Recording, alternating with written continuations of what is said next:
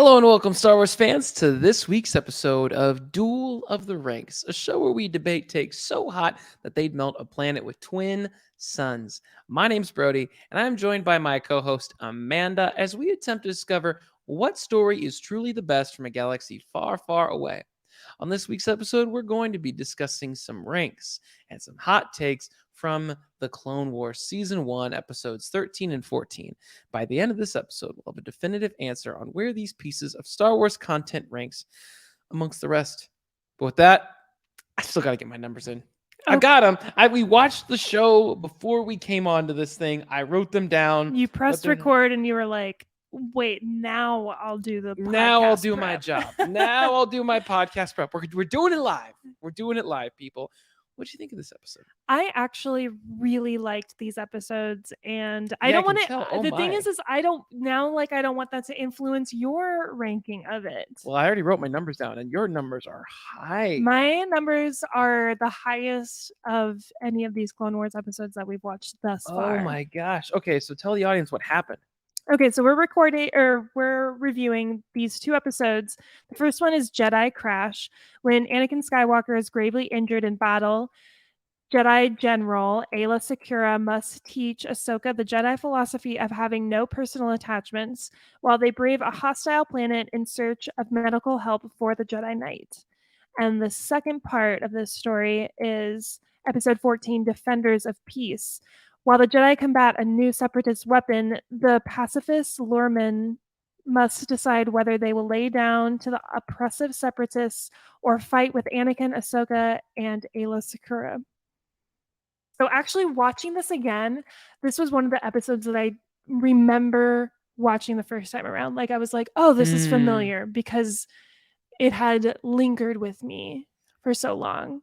And can we talk about how the animation got so much better all of a sudden out of nowhere? It really did. Like that was one of the first things because the episode starts off with a big space battle. Like Aayla Secura's ship is like going down in flames. There's a bunch of the Separatist warship is there and they're totally outnumbered.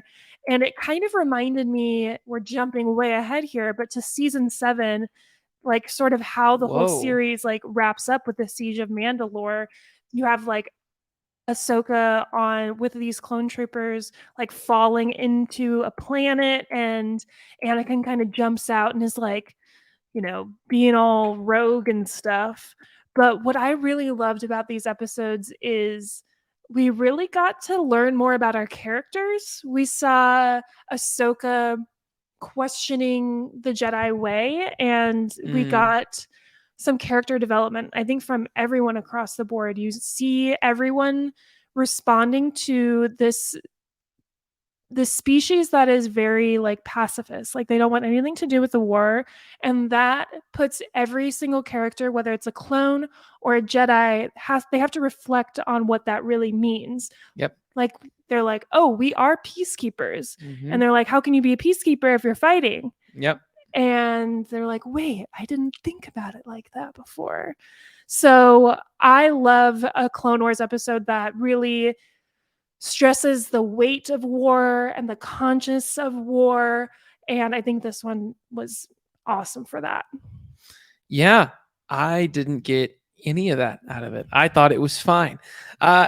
Look, the episode was fun. I didn't give it a bad ranking, and let's go ahead and tell the folks what we gave everything.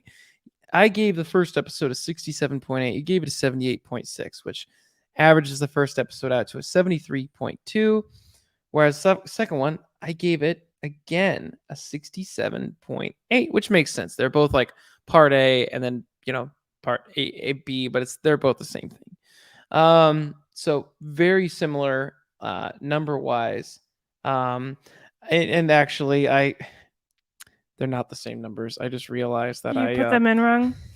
That's what happens when you do it live. I did it live and it's the wrong number. No, I'm like, hold on. I gave them I was like making it up as I go. I'm like, yeah, it's part A and part B, but I'm like, I don't believe that though. I'm like lying to myself. So which one was the better of the two? Oh, well, I don't know yet. Oh. I'm about to see. I've got one more number to input, and it looks like the better one was the first one. Yeah. Yeah. Yeah, the first one was better. Because like think about it, the first one we start off with like such intensity. It also like you already mentioned, it brings a really great first impression because there's a lot of action happening on screen, and it feels like the color and the animation and the effects are just like leveled up and not lagging. I don't know. It Yeah, felt leveled up. to me, I agree. It did feel leveled up. I thought it was mostly lighting that was adjusted, but hey, there could be more, and I just missed it. I mean, it was fine. But we got a lot of action. Like think of, we actually got to see Anakin like slicing through droids, like making moves, Jedi moves, and being like significantly outnumbered by droids. And I loved in the second episode when we get Aayla, Ahsoka, and Anakin. How many more A names can we throw in there? Yeah, I know.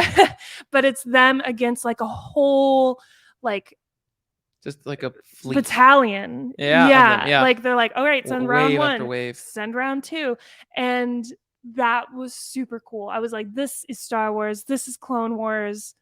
I love that we're meeting a new species. They have an entirely different outlook on life. It's not like they're just simply written to fill in wherever they need to. You know what I mean? Yeah, I mean, I'm not gonna lie. When they started talking, I was very disappointed that he didn't sound like King Julian. And The monkey? Yeah, I was very disappointed. And instead, he's a Scot, this great Scottish accent, and he brought it. It was deep and was he Scottish? Oh yeah. I don't know. I thought he was like French, which are not similar accents at all. No, because like the son totally had that Scottish accent for sure. It's like, oh, Dad, we can't go. He was like, we've protected our way of life this long, son. We can't get in now. We can't change. He's like, but we can. We're going to let him die for us and fight for us. We're not going to do a thing. We will. We will. We will. Okay, the French accent I was thinking is Aayla Secura. She has sort of an accent, which is similar to Hera's. Yeah, there's Twi'leks, that accent, just French. Yeah. Which makes sense. It's French. Weren't Twi'leks supposed to be like, correct me if I'm wrong, but I thought like it makes sense. Like they're a more romantic people. They're more in touch with emotions and feelings. And they are like this way of like, I believe this is something I read somewhere. I don't know, but they have ability to just entice others and just get them to be interested in them, which is an interesting thing I want to bring up in this episode because, well, I remember Aayla Secura wearing like whatever crop top in the original series. I think there's been some adjustments to the character, far wider hips, the midriffs are far more exposed, and I find it really interesting that all the male characters from the movie, like Anakin and Obi-Wan, they have more armor now, but the female characters are just going in, crop tops and all, saying, all right, we're ready for battle. Yeah, they're like, right here, this is where you want to slice me in half, where my guts are like just clean. Right there. Yeah. I'm glad you brought it up because it is disturbing and it's really unfortunate. And this isn't the only time we see female characters get designed and presented like this. It just doesn't make sense that a female warrior would leave her entire torso unarmored. And also like her boobs are like out. I know this is sort of a family podcast, but like I know. Yeah, it's so low. Yeah. It's so low. And then her hips, and then it's like her belly button's like in the middle. So that means that like where is her pelvis? Like how are you designing these characters? And also just like give Ahsoka a t-shirt. Oh my God. Yeah. Yeah, that is definitely my least favorite part about this. It's unsettling. But she is a badass. Yeah, no, both Ahsoka and Aayla Secura are great characters, and they're not portrayed to be like, oh, I'm like the damsel in distress trope. Right. They're like, no, they're badass, and in some ways you could argue like, oh, it's more empowering because they look fantastic, but they're at the same point they're able to stand up for themselves and everything else, which teach his own. That we're not here to have that debate on the show today, but for me, it was just like I thought it just interesting that the men characters have more clothing than they had in the movies, whereas the females, like, we're gonna up the ante with because I did think I'm like yeah, I think they like widen the hips and everything else that the actual actress like didn't even have herself. Right. And it's like okay. you are very intentionally like the way that they contour her like stomach, and her midriff is very just unsettling. It's like a kid's show somewhere. Yeah. That's kind of weird. But anyway, that's Star Wars. All the Yeah. way back to the slave Leia days in the 1980s. Hey, we call her Hutt Slayer Leia now. Do we? Yes. I don't see that anywhere. Are you kidding? I hear you. Being Hutt Slayer is way cooler than being a slave. But she was enslaved. That was and the whole she point. slayed the Hutt. She did with her bare hands and the chains that he attempted to. I love it. Wasn't that also added in by Carrie Fisher? I think that was. I don't think she was supposed to be the one to take Jabba out. Well, I would not be surprised because that's very in Carrie Fisher's forte. Yeah. Now look, it's not about the story starts, it's how the story ends. She was enslaved and then she slayed. So either way, to each his own. At the end of the day, it's just been a part of Star Wars that I do think is changing. You can go back to video games and whatever else, and there's just people can design all sorts of characters that I'm glad that at least in the Ahsoka series, they managed to keep all the female characters like generally clothed. Like Sabine doesn't have a midriff, Yeah. Because it doesn't why would she? Yeah. Unless she was working at like a club. I don't see why that's necessary. Or she's like a physical trainer. Yeah. Like yeah. Sabine. That's like she quit everything else. This is what she does now. Okay, I also wanted to call out in that first episode, the way that Anakin actually gets injured is he is stopping the ship that they're on from blowing up, and he pushes Aayla, Ahsoka, and the clones back into like their escape pod, and he takes the blow of this explosion and it kind of knocks him unconscious. That's Kanan. That's Kanan's sacrifice. That's the same thing Kanan did. But Anakin was just more powerful. I mean, there was a door there to like prevent the fire from. Yes, that, and also, yeah, Kanan did that on like a fuel tank. So yeah, that's a lot more powerful generally. Yeah, but overall, I really liked the Lumens. Wait, hold on. Let me make sure I'm calling them that. Scottish Madagascarians. Yes. Yeah. The lemurs. Lerman Village. Can't call them a lemur. Yeah, because they did have that vibe to them. But I think that they brought a really interesting perspective to the Clone Wars. And it's a great thing for kids to see, too. I like how, in the end, it's the younger Lermans who convince or kind of like go against what the elder is saying, which is like, don't get involved, don't do anything. And they're finally like, we need to, like, we won't exist if we don't participate in stopping this. And they still found a way to be nonviolent and participate by like wrapping all their legs around and making them fall. And then Ahsoka just goes, yeah. So I mean, look, I enjoyed that dynamic with the characters. Like they knew they had to defend themselves because if they didn't, they would be just done. But at the end of the day, I thought the whole arc, it was fine. It was just I loved it. You're wrong because we also got these really cool they were called Mastiff Falons, the avian quadruped that attacks and lives on the planet Maridun, which is where the Lerman village is. I thought they were pretty scary. They're like a vulture, like four-legged vulture. How does that have to do with the content being fine? Because it introduced I thought it was cool because it introduced a new creature. Yeah, well, it was cool. Like I said, it was cool. It adds to the immersive universe for me. I also liked that the music had kind of a tribal wind instrument. I did like that. Fluty, the woodwind sound. That was cool. Yeah, that I'm went with well. Yeah, no, I agree. I think, overall, our numbers are really similar. I mean, you're saying 68 or 78.6. I'm saying 67.8. So we're close. And on the next one, too, undoubtedly, the Clone Wars has taken a step up. I'm saying D level, getting up there. You're saying C level. It's good. This is by far the best arc we've had yet. And when we look at the stats here for the Clone War arcs, this is a 71.5. The next closest is 64.4, and a couple in the 40s and a 50. So obviously, this is the best yet. I do want to talk about the main Separatist weapon that is introduced in this second episode, because it is a new creation. It is being tested for the first time. Lock Durd, which, what a name, is the name of the Separatist leader who's testing what is called the defoliator, which is a great name because it destroys all organic matter and leaves machines unharmed. And it essentially is like Oppenheimer, the Clone Wars episode. Okay. Because like the bomb goes off and it's like destroys everything. Mm-hmm.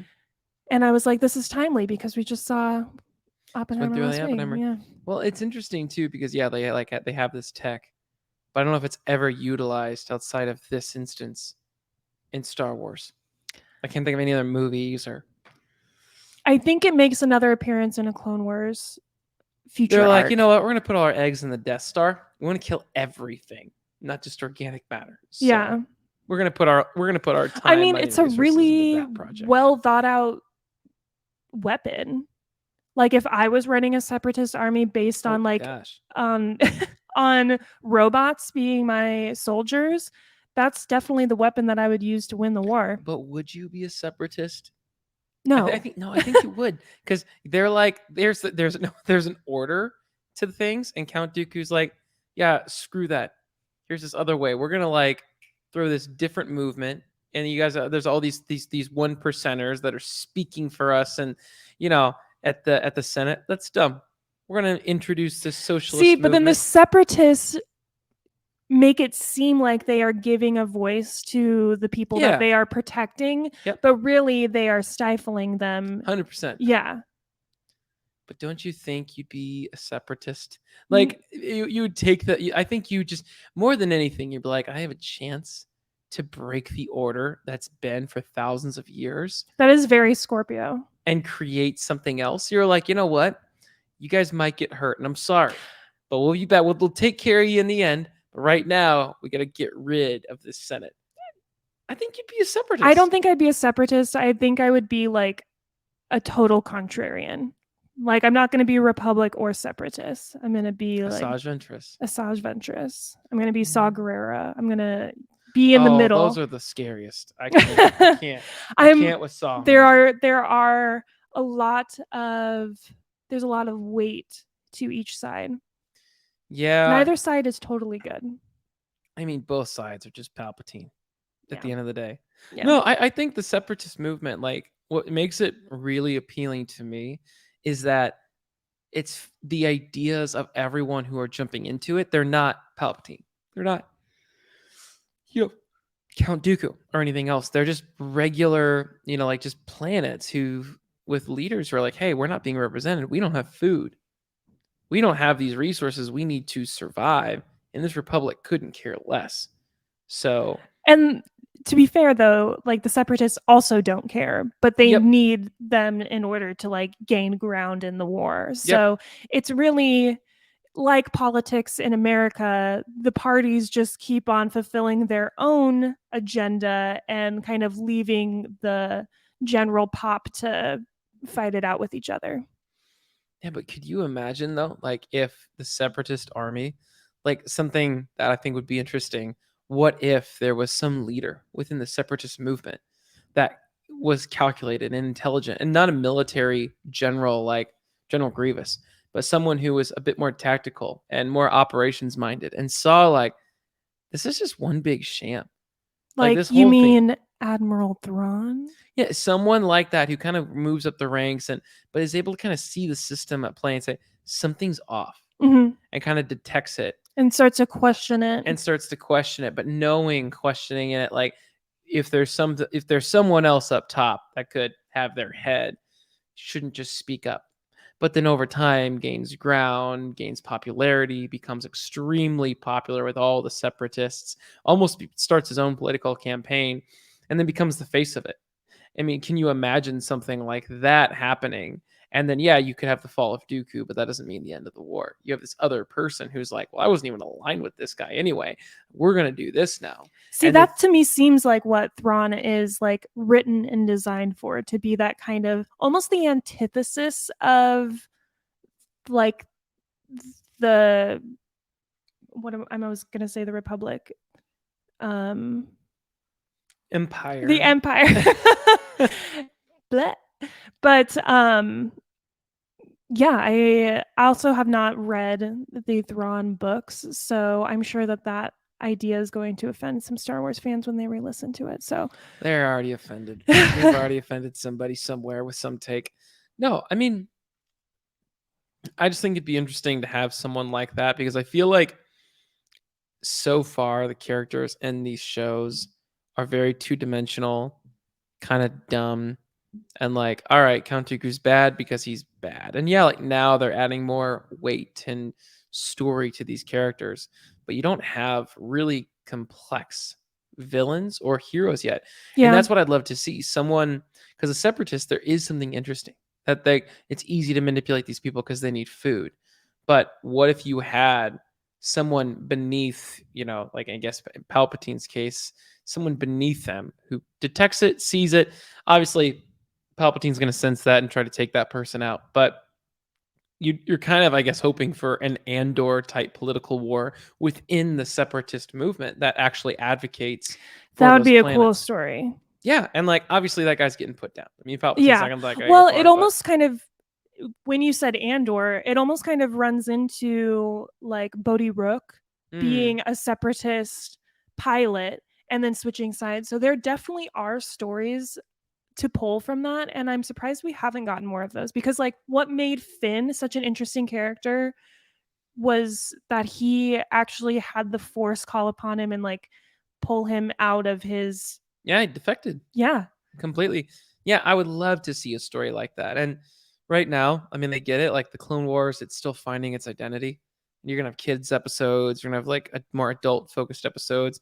You're gonna have a lot of kids narratives, and then you're gonna have Aayla Secura and other people dressed the way they are. You're like, this is just everywhere. It's everywhere. You just got to take the ride for what it is. But no, I mean, look, the lemur people, it was fine. It was cool. There's nothing about it right now and it's not supposed to be, there's nothing about it that's really challenging as of yet.